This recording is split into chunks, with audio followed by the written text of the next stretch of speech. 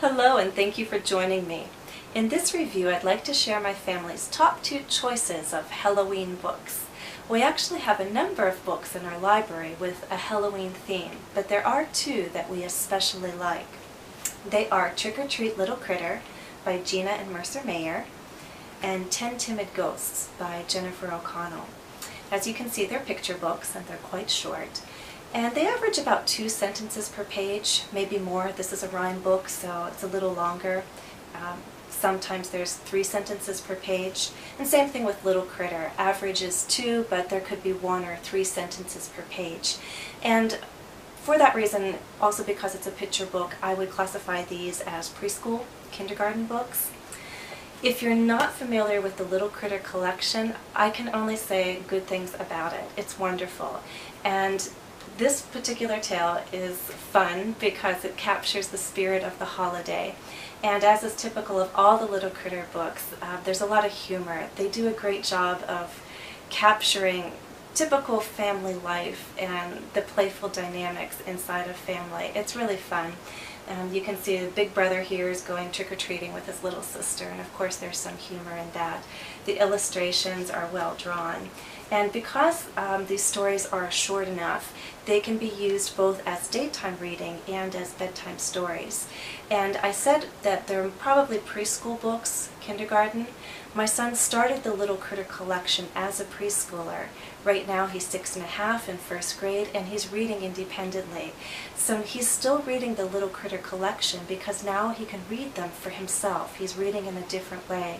And they're short enough that, again, they're good for bedtime, but also a beginner reader is not going to grow frustrated because there's only a few sentences per page and it is a short book, so it makes for a wonderful experience. You know, when a book becomes a favorite, you're going to hear it 100 times over again, and thankfully this is the kind of book that you won't grow tired of hearing.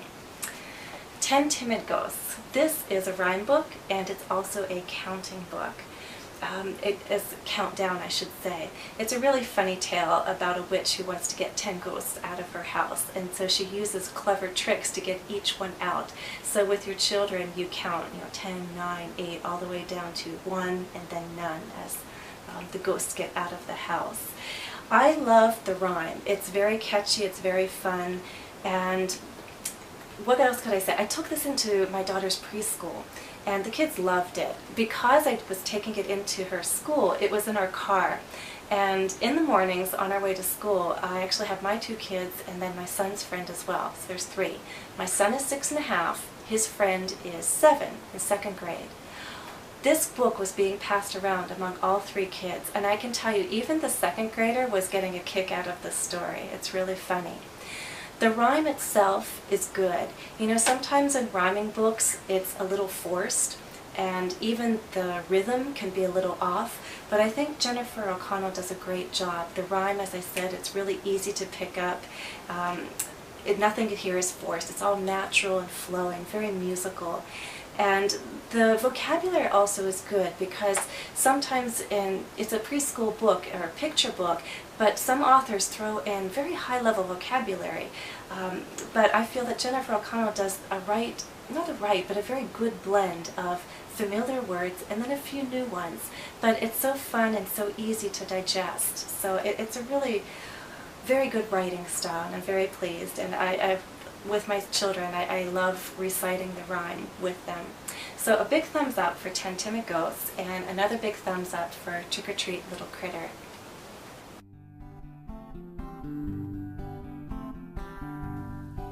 Should we give these books a thumbs up? Yeah.